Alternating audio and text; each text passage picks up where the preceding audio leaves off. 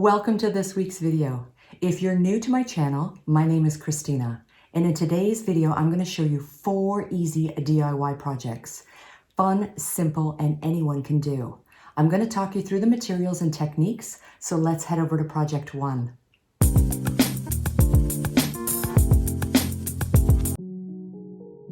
I really want to show how easy it is to create your own super thick, soft, chunky yarn. I'll be using 15 skeins of this Wool Easy by Lion Brand. I'm going to be using 3 balls of yarn at the same time. Because this has a higher volume of acrylic, it's actually very easy to work with when you're wanting to group your yarn together. So first thing you're going to want to do is create a slip knot. First thing I did was chain on 45 stitches. So using that first loop, which they call the slip knot, I'm just going to ring through, just creating another loop consistently for 45 of them. And it's pretty much just going to look like a braid. I really love the wool and acrylic blend to do this type of chunky yarn make because it actually sits well together and the yarn doesn't tangle on you. Now that I have 45 stitches, I'm going to go to the first bump, which is the first loop on this chain, which looks like a braid, and I'm going to loop once. Now I'm going to loop twice. And you're not counting the fact that you have 3 pieces of string. 3 pieces of string is actually just 1 stitch. So you're going to stick your finger into the second stitch. Then you technically have 2 stitches. So you're going to pull the working yarn in once, then you'll pull it in twice. And that is a single crochet. That's pretty much it for this entire blanket. You are always going to have a stitch on your finger, then you're going to loop once, then loop twice. Again, it is so easy. You're going to loop once, then you're going to loop twice. It's just repetition. Once you get to the end of your first row of stitches, you are going to do your last stitch. So yarn once, yarn twice, but really important that you are actually going to add a stitch. You only need to add 1, and you're just going to do it at the end of each row. Now, what we're going to be doing is going into our second row, and what you're going to see is basically almost looks like 2 stitches on the top, and it looks like a braid on the top. But what we're going to do is we are going to actually go through both of them. So think of it as 1 stitch. Yarn once, then yarn twice. So remember that top braid is a whole stitch. You're going to go through both of those loops, and that's going to be 1 stitch. And I'm going to show you what we're going to do when we get to the end. When working with a single crochet, the end of each row, you're actually going to have a stitch on the side. And it's only because the single crochet kind of gives everything a curve, and we want to make the border of the blanket nice and cohesive and nice and straight. And I'm going to show you when I get up a few rows what I mean by that. So just to keep it beginner friendly, always remember to add a stitch at the end of each row, and you're actually going to go into the second bump of that top braid as your first stitch. You'll see why in just a few minutes. So here's the end of the row, and as you can see, it's off to the side. And the reason we want to make sure to always grab that end stitch off to the side is so that way it's going to make it nice and straight on the blanket edge instead of a scalloped look. At the end of each row, don't forget to add a stitch. Once you flip your work around, you've actually already made that first bump that I'm telling you to not stitch into. That's why you're going to stitch into the second one, because you've actually already previously made that stitch. To reattach a new ball of yarn, you're just going to tie a really nice tight knot, and you're going to clip off those ends and continue on. It's pretty easy. Each ball or skein of yarn is going to end at a separate time, so just attach as you need. To put all the balls together while you're working, I found it very helpful to use a basket, or if you had a bag. This way they don't roll all over the place and they stay nice and tidy. This will stitch up so fast. This entire blanket size was 42 inches wide and 64 inches in length. And here I'm just going to show you how to cast it off. Once you're done your last row of stitches, your last stitch, just cut off the ends and then you're just going to tie it into a knot. You have one of two choices. You could cut it really short or you could weave in your tail. I will normally just weave it in because it's perfectly good. It's not going to unravel. It's nice and tight within the stitches. Using regular yarn to create big chunky yarn is half the cost.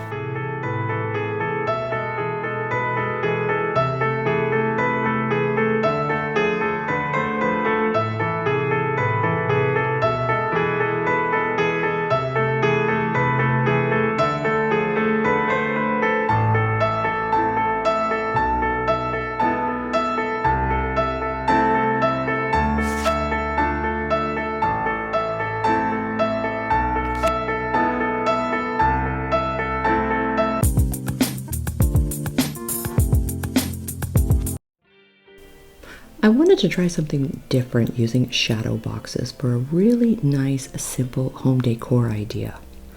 All I'm going to use is 3 out of the 4 shadow boxes, and I'm just going to remove the back of the frames so this way I can go ahead and work on the inside. But I'm going to start with the back of the frame as I'm going to be actually adding in some materials. I have a placemat I used a long time ago and I still had some left, and I thought this would make a great backing. So with a little trimming and a little bit of hot glue, I'm actually going to use this on the back of this shadow box frame. Because these bamboo sticks are actually tied together by a yarn or a string, I'm actually going to place it on with the glue first before I finish the trim. I'm going to finish cutting the sides as well as the top and make it nice and even to the back of this frame. I will add a little bit more just to the sides for more security. I'm going to trim it exact to the shadow box backing, and then I can move to my next step. I just wanted to confirm everything had a good fit. Now what I want to do is I am going to create a little bit of decor for the inside of this shadow box. I always like to clean them really well. I wanted to experiment using these wood beads. They come in 3 different sizes, so we have a small, medium, and a large. All the materials I'm using you'll find in the description box below. I just played around with the different sizes, trying to figure out a design that I wanted to do, but the overall idea is the same for all 3 of these shadow boxes. I just want to change around a little bit of the textures and the design. So I'm just going to attach with a little bit of the hot glue some of these beads, and I'm going to try to pick a pattern so that way the sizes match each other. It's pretty endless when you want to create something like this as far as how many you want, how tall you want it, and what you want to put into it. But I thought this was a really smart, fun idea. I love bringing home decor that's natural from the outside inside. Once I made the wood stacks the way I wanted them, I'm just going to add a little hot glue and attach it to the shadow box frame. Now I'm just going to use some natural botanicals you can find at your local Michael's Crafts or Hobby Lobby, and sometimes you can even find these on Amazon. So just going to mix up some of the textures and create a little style. It's almost like a dried flower garden inside the shadow box. Once I had everything placed the way I'd like it, then I would just put the back on with the added textures that we made, and I went ahead and I made 2 more. But just to switch it around, I decided to make a backing with a burlap as well as using a canvas cloth, using all the same methods, using the same wood bead, just creating a little bit of height difference and sequence, as well as what I added inside for a dried floral arrangement. There's so many creative designs you could do with this exact idea as far as your texture background. You could use wallpaper. You could even use colored dried florals. So if you wanted to actually add in a color theme to match your home decor.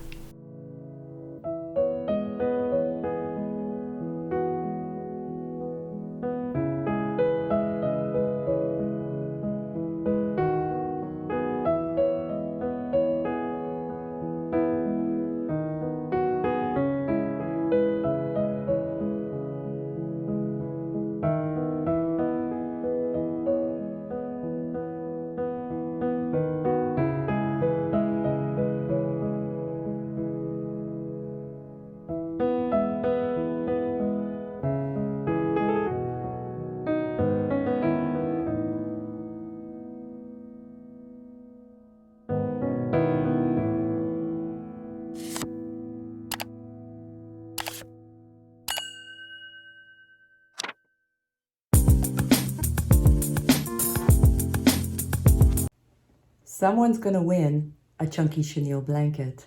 So if you want to enter, just like this video, comment, and don't forget to subscribe, and you automatically enter to win a chunky chenille plush blanket.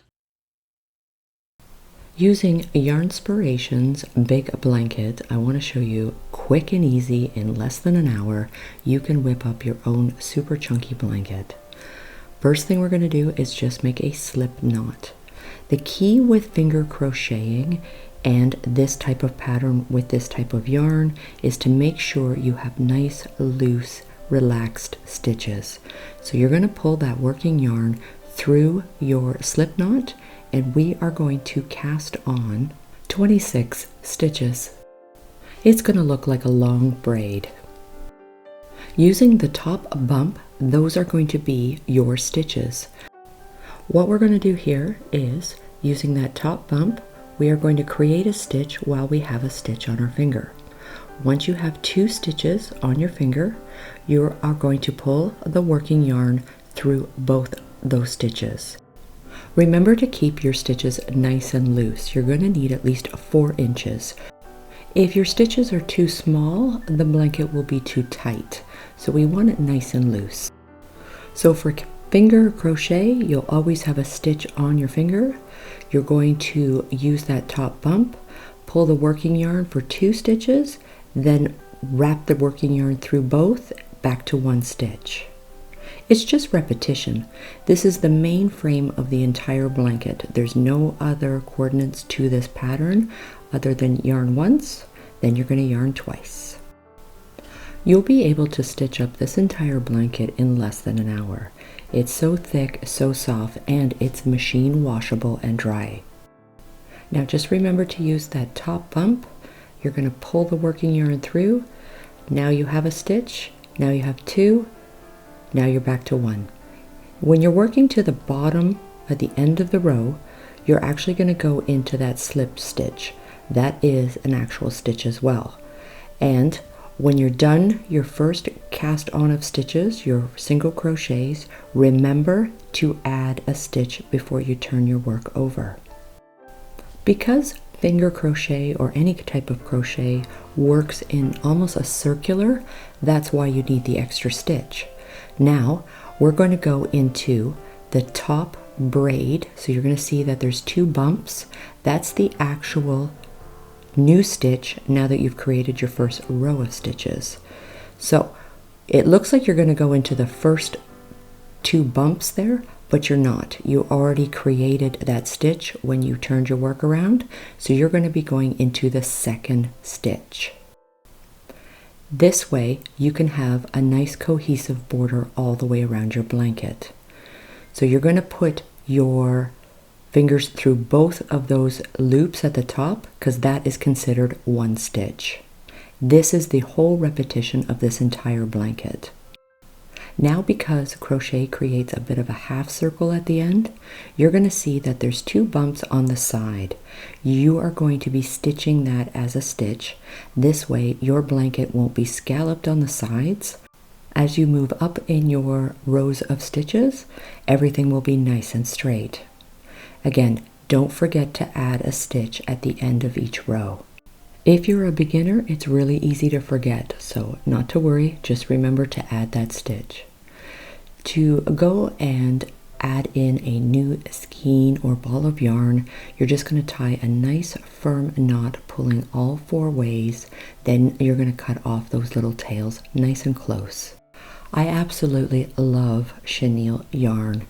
Not only is it super soft, it's washable, and it's so easy to stitch up a beautiful decorative blanket. Again, just reminding you, when you get to the end of that row, don't forget to add that stitch. As you can see, it creates everything nice and straight. When you're ready to cast off the end of your blanket, you're going to stitch that last stitch, and you're going to have 1 stitch in your hand. Cut off the remainder of your working yarn. Then you're going to pull the working yarn through that loop and pull nice and tight. I usually just weave the rest of my tail in, or you can just make a knot and cut the remainder of the tail nice and short, whichever you prefer. I wanted to create some accent to this blanket, so I'm going to use some white macrame cord. I'm going to be cutting about 15 inches, and I'm going to make a lark's head knot.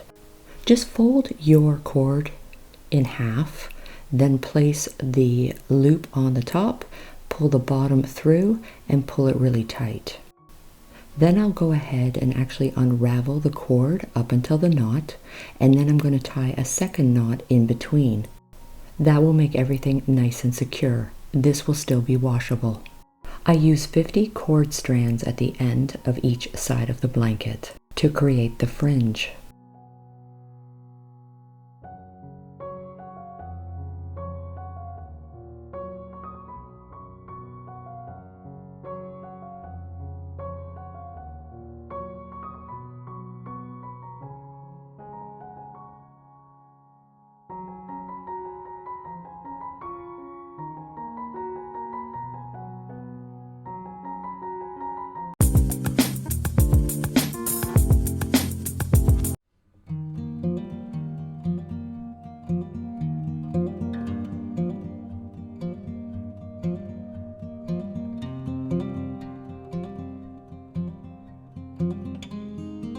For me to go to the city, it is a full day excursion.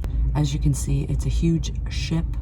Loading and unloading is big, but it's part and parcel to where I live, but it's worth it. I love where I live, and it's only a 40-minute sailing, so it's not too bad.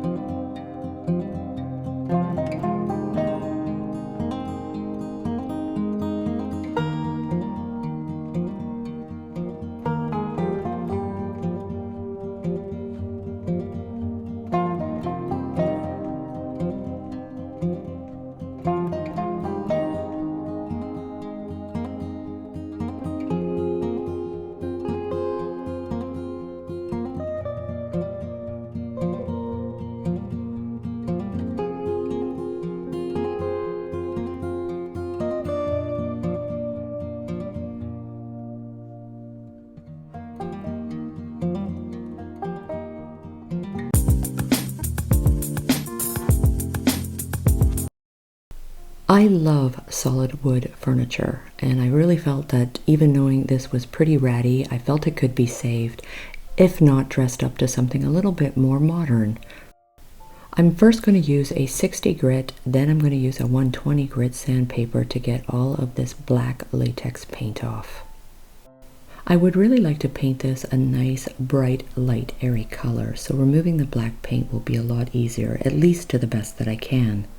I'd also like to change the bottom and replace it with some new legs. Just using a jigsaw, we're going to remove the bottom frame to allow for a nice flat surface on the bottom, and then we can attach our new legs. With some fresh ideas, some new hardware, you could really transform old furniture, restyle, recreate, and recycle.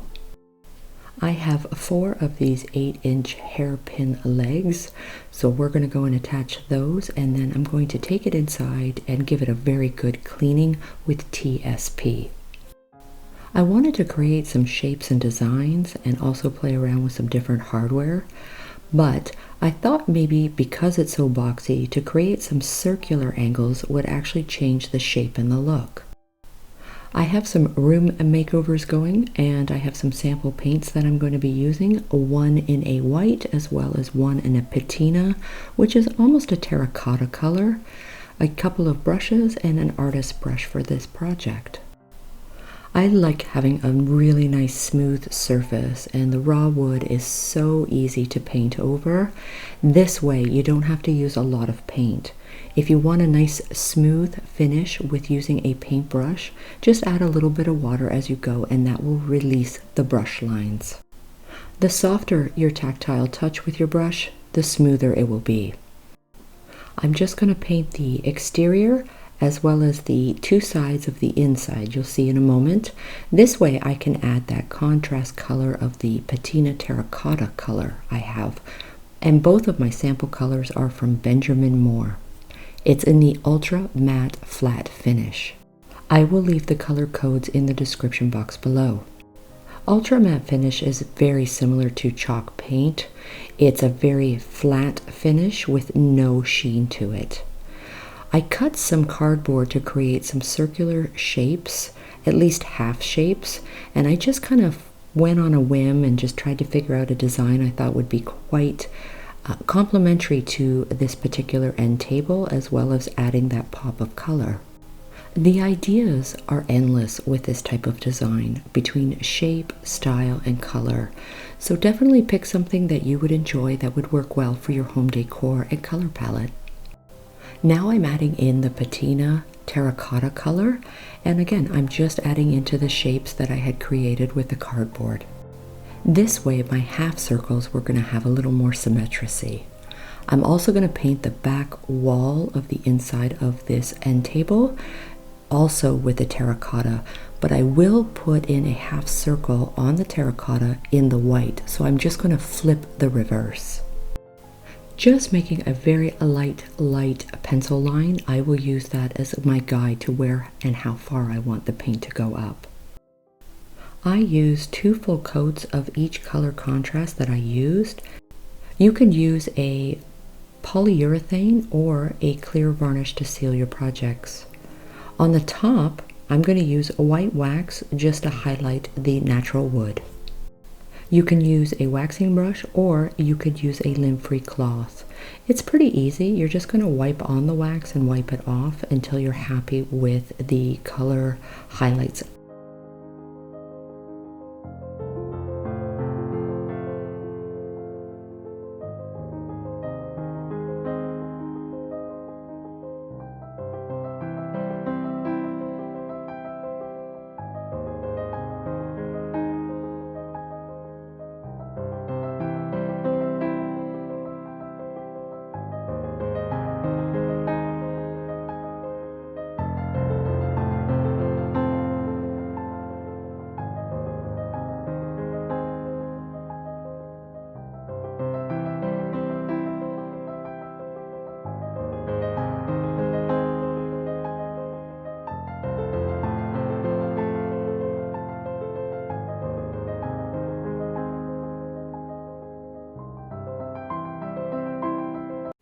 Thank you so much for watching today's video, and please let me know in the comments below which one your favorite project was. I have so many more DIYs, room makeovers, and furniture transformations to share with you soon. So if you haven't already, hit the subscribe button and notification bell. It's going to tell you when I upload my next video.